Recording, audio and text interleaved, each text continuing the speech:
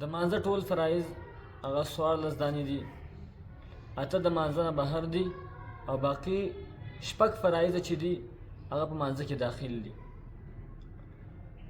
کوم چې د مانځه نه بهر دي اولنی هغه اودس کول دي په خالصو اوبو باندې، یعنی چې د دغه اوبو سره هیڅ شی هم ګډ نه وي، پاک سوتره اوبه وي، صفا، په دغه اوبو باندې اودس کول دي.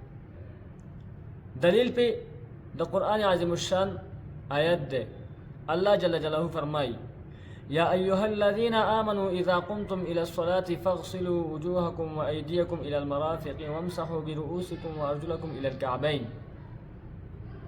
الله جل جلاله فرمایي: یا ایها الذین آمنوا، اے هغه کسان چې تاسو ایمان قبول کړی دی، اذا قمتم الى الصلاة چې کله تاسو پاڅېږئ مانځه ته نو تاسو اودسونه وکئ.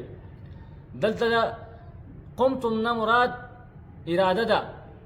اذا اردتم الى الصلاة چې کله تاسو اراده مانځه ته وکړو نو تاسو اودسونه وکئ.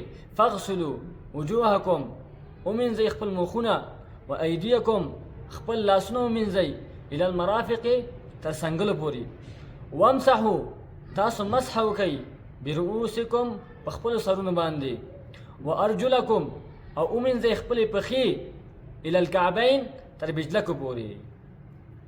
دویم دلیل نبی کریم صلی الله علیه وسلم حدیث دی.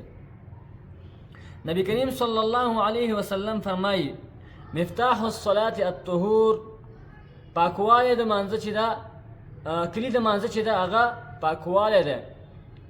والطهور نصف الایمان، او پاکوالی ده نیمایي ایمان ده.